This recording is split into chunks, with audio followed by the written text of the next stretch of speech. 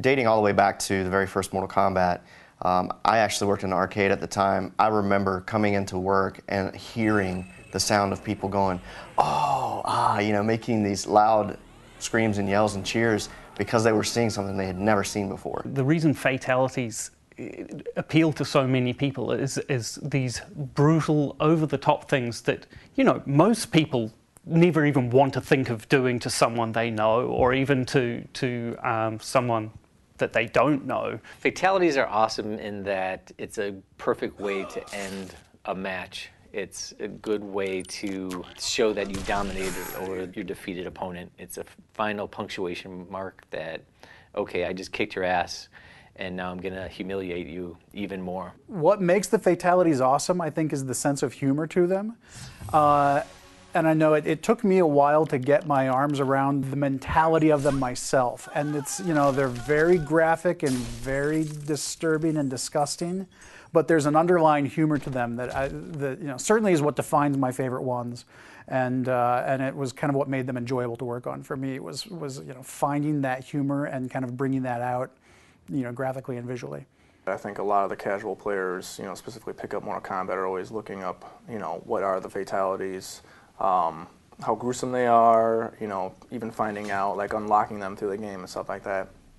And I really think, you know, this game around, I think we really took it to a whole new level. Initially, we, you know, we try and come up with a brainstorming session, kind of get some ideas, or like think about stuff, and then we kind of all get together, me and the other designers, and go through, kind of bounce ideas off each other a little bit, and kind of formulate one really great idea out of all of us. And from there, we do a couple of practices, try to figure out the timing, things like that. We go in the studio, we shoot the actual motion. From there, we take the data, process it, get it into the computer, exaggerate it well beyond whatever we shot so that we get like this really great performance with all the gruesome, brutal things that people come to expect from Mortal Kombat.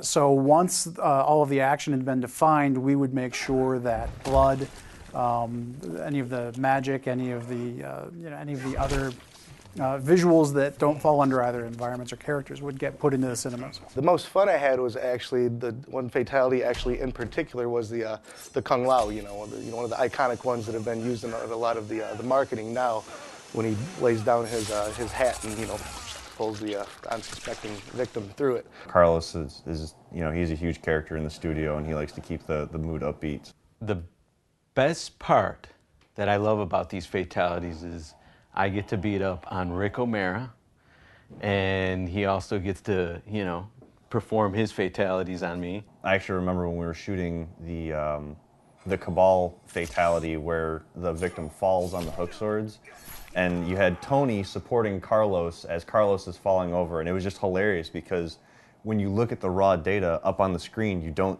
see Tony there, so it just, he fell and it looked so perfect. It was hilarious.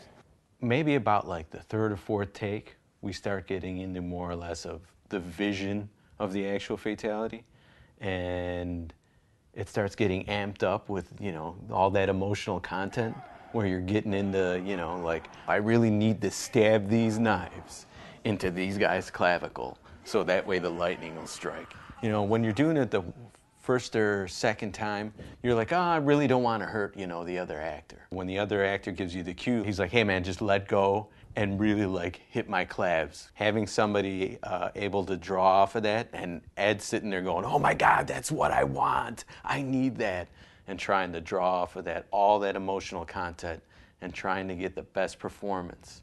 My role on fatalities was to make sure that once everything else was in place, that we had visual effects for the fatalities. So once all of the action had been defined, we would make sure that blood, any of the magic, any of the visuals that don't fall under either environments or characters would get put into the cinemas. Probably my favorite and most successful effects are the ones where we involve the most sleight of hand. The classic reptile fatality, getting his tongue to work, was one of those real coups. That's the sort of thing that, you know, there's not a cut and and dried system for doing. There were a lot of cheats and sleight of hands that we used to make that work. We use basically a beam, just an ability in the engine to draw a mesh from one point to another, basically attaching one end to Reptile's head and one end to the victim's head, and then introducing material-driven noise to that to make it seem as though there's an elastic tongue where really it's just a code-driven mesh that's going from one point to another.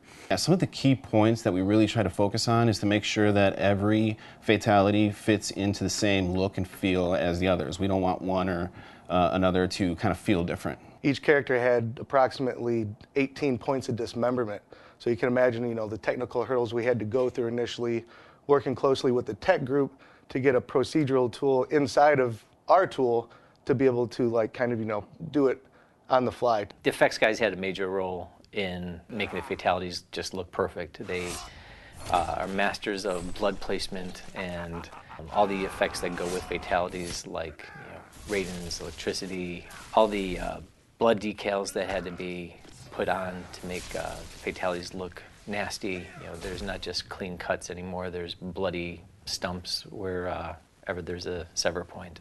Every fatality had its own challenges, ranging from just making the blood look good, and blood from the outset is a tricky thing to get right. Fluids and liquids are a difficult thing to do in particles, and even more difficult to do in real time when we don't have the ability to render something, when we have to do a graphic that will update 60 times a second. And so even just the rudiments of getting the liquids to look good had its own challenges. One of the really cool things was at E3 this year and a bunch of the other trade shows, we got to see some of the stuff that we thought of and came up with, and we weren't sure how well it was going to translate. I thought it was cool, but then during the demos we did, the first time we showed fatalities, we showed this trailer of a bunch of the fatalities together, and we had people standing up and clapping for moments of things that I came up with, like Sector's fatality, for instance, when all the missiles come out and blow up all the body parts, people just going nuts for that. A lot of people were cringing, and I think that's kind of maybe when we started, or going in the right direction here.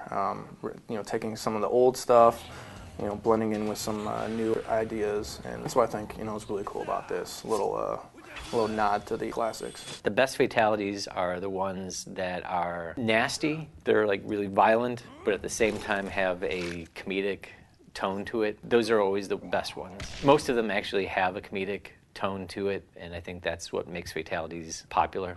Get over here!